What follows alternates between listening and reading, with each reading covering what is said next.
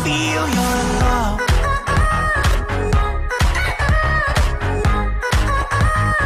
I just wanna feel your love. Okay, Assalamualaikum warahmatullahi wabarakatuh. So this is quick tutorial untuk short term financing. So soalan yang saya pilih adalah Oktober 2016, question 5 berkenaan dengan short term financing. So this one is quite tricky sedikit lah. Soalan tu quite tricky sikit.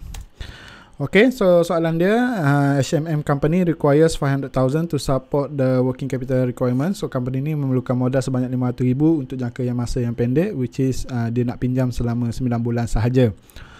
Okay, and then dia ada several alternative lah. So ada 4 alternative.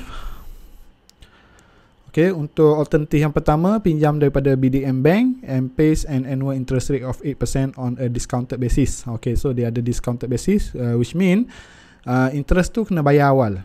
Right, interest pinjaman tersebut kena bayar awal. So menyebabkan jumlah pinjaman yang kita dapat semakin mengecil lah. Okay, the bank requires 12% capacity balance. So kena ada deposit sebanyak 12% dalam bank tersebut. A company maintain a demand deposit 40,000 and then capacity balance 12% in the bank that can be used to meet part of the capacity balance requirement. So itu untuk BDM Bank. Alternatif yang kedua, HMM company also has a revolving credit dengan SDO Bank.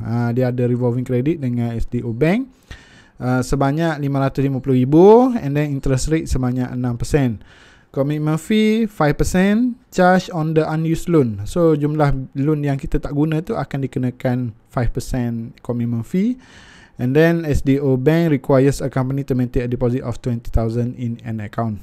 Okay, so kena ada sebab dia memang dah ada perjanjian dengan SDO Bank revolving credit, tapi dia dah, maknanya company tersebut, HMM company ni dah ada simpanan sebanyak 20,000 dalam SDO Bank lah.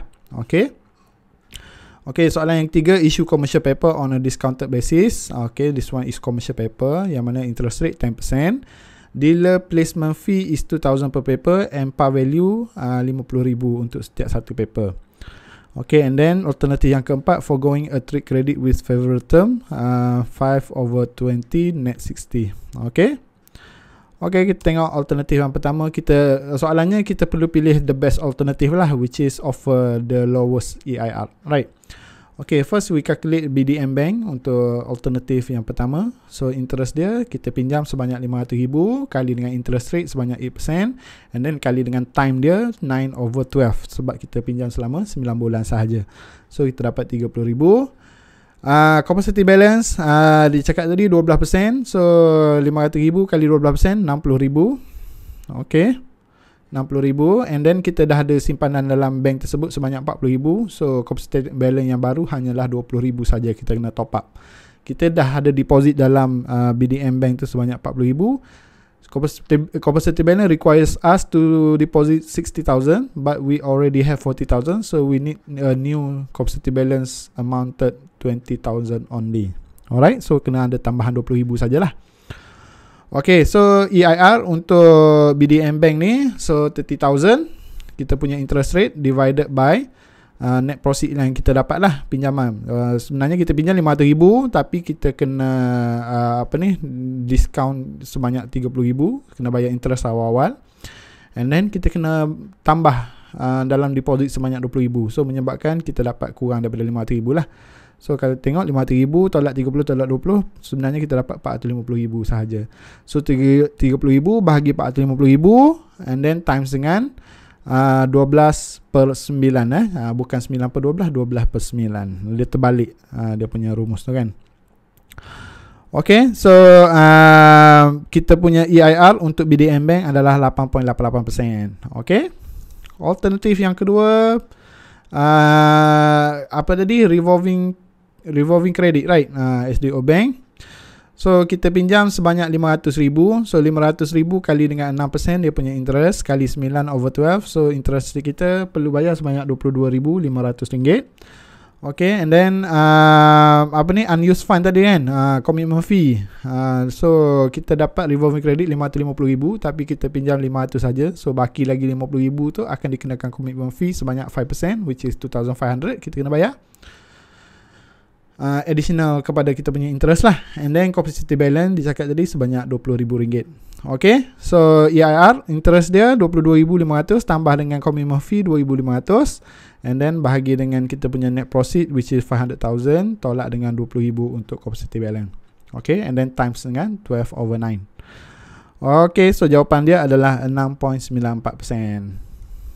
Okay, so itu alternatif yang kedua.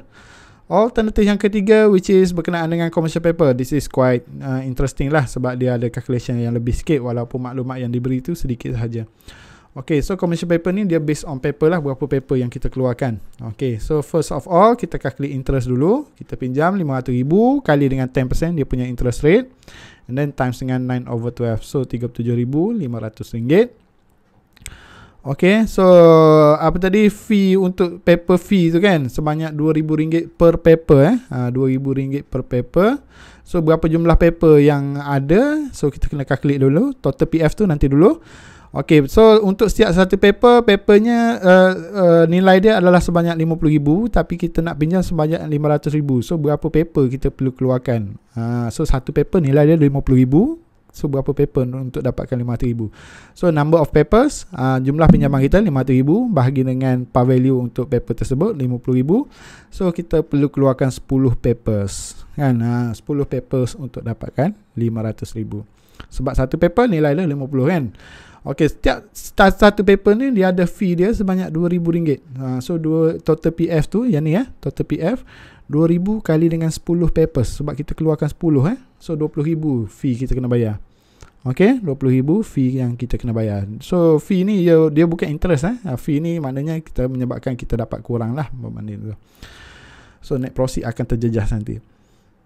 Okay, so interest sebanyak RM37,500 bahagi dengan kita punya net profit 500,000 tolak RM37,500 untuk discounted balance, untuk discounted, and then tolak dengan RM20,000 untuk fee tadi.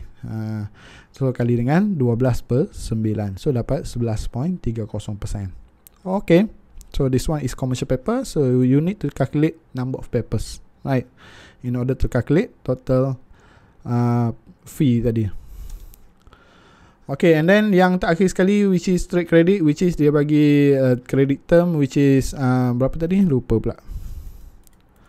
Okay, 5/20 net 60 5/20 net 60.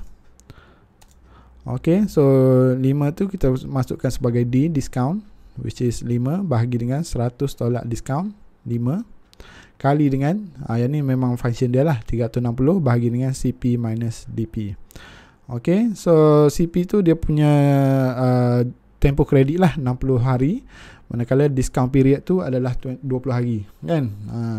So masukkan sahaja dalam rumus tersebut. Okay, so 5 bahagi dengan 95 kita dapat 0.0526, and then 360 bahagi dengan 40 kita dapat 9. So 0.0526 kali 9, so kita dapat 47.34%.